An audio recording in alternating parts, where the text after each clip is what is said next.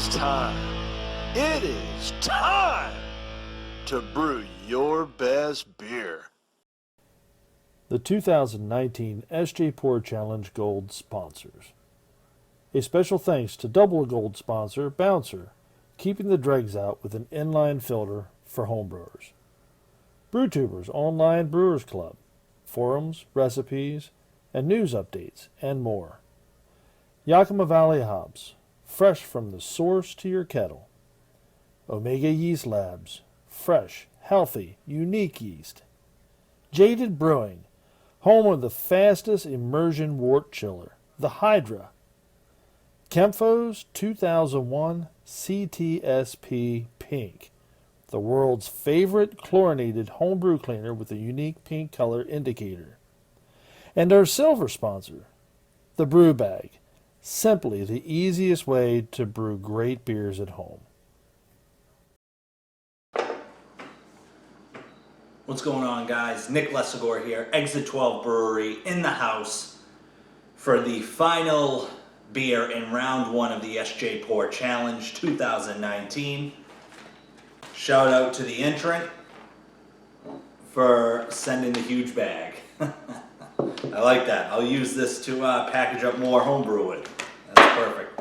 Excuse the mess. We are getting ready for a brew day this Saturday, and there are just things everywhere right now. I need to get this beer review out. Hopefully I save the best for last. We'll see. This is a 10% wood-aged stout. ID number Y46-RD1-91Q, as in quince. It's a food that starts with the letter Q. If you watch movies, you know that reference. White men can't jump. What up? I'm excited about this beer because Brandon and I do a porter that uses cherry wood. So I'm excited to see what this is like as a stout. Nice little hiss. I see bubbles.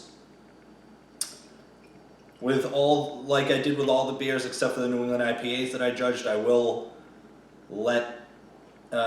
keep about 2 ounces or so in the bottle, maybe about an ounce, just in case it wasn't cake conditioned.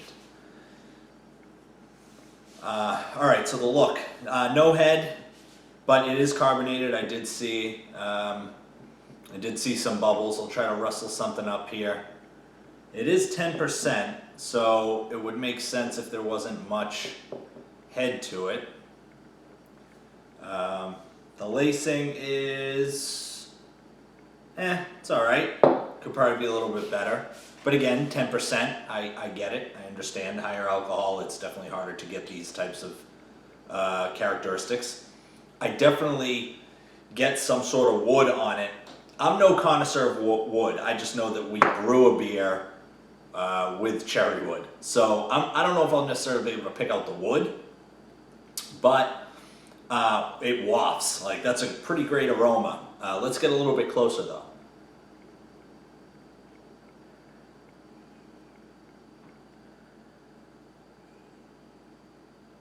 That's interesting. I almost get like a vanilla or maybe like a apple note. Apple wood, green apple maybe. Not hinting like towards an off flavor or anything, but like a green apple, apple sweetness. Could be applewood maybe.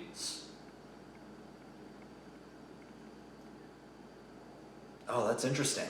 Definitely get that like really nice vanilla, maybe almost like a lavender kind of quality.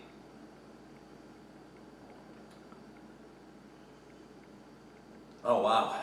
It is black, it's opaque, it definitely has the color down. It's definitely carbonated. Beautiful little bubbles coming up. Yeah, it's definitely black. You ain't seeing anything on that. Let's take a sip. Cheers.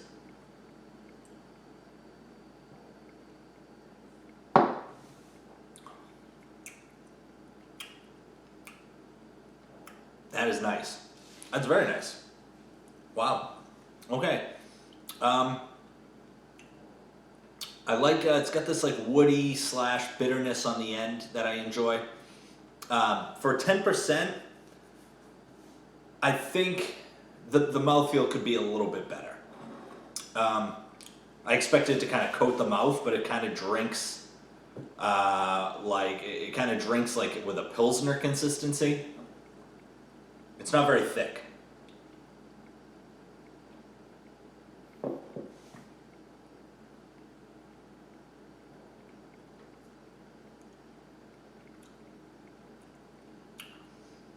Heavy barrel. I'm partial. I like a heavier barrel wood. So, for example, when I drink a stout that's aged in like a tequila barrel, I don't like the tequila. I like the actual barrel flavor. This is almost like this was. It says wood aged, but there are different ways that you can wood age, or maybe it's conditioned. I'm not really sure of the difference, but if this is true wood aging, you can definitely taste it. It tastes like it was in there for quite a while. My guess, personally, is that there were wood chips that were used.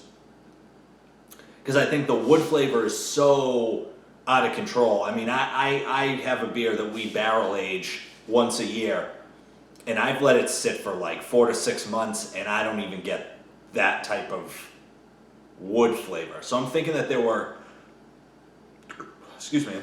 quite a few wood chips put in this. I could be wrong.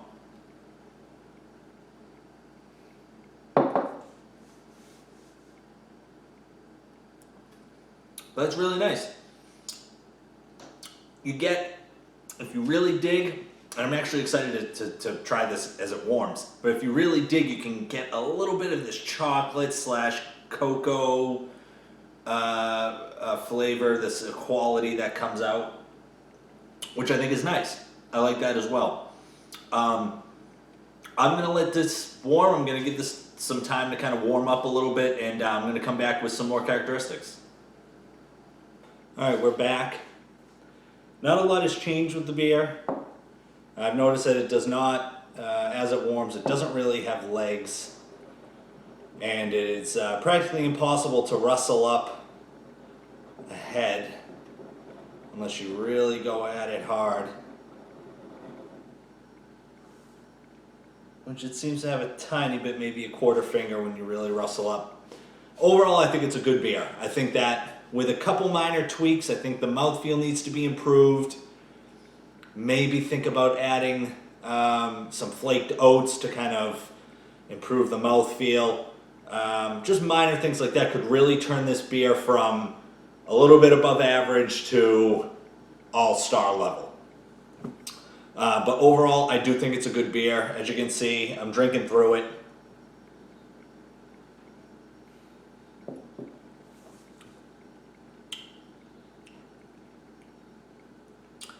It's a lot of wood, and if you don't like a lot of wood, you're not going to like this. It's an acquired taste for sure, but again, I do like a lot of wood, so I enjoy it.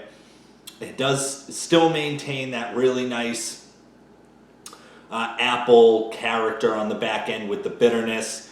As it warms, I'm pulling out kind of a raisin character almost, kind of like a sugar-coated raisin in a way, right in the middle.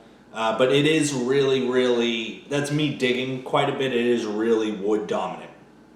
But overall, it's a good beer, like I said, and like I said, with some minor tweaks, I think that this beer could really be something good. So, to everyone that entered the SJ Porr Challenge, congratulations. This is a great first round so far.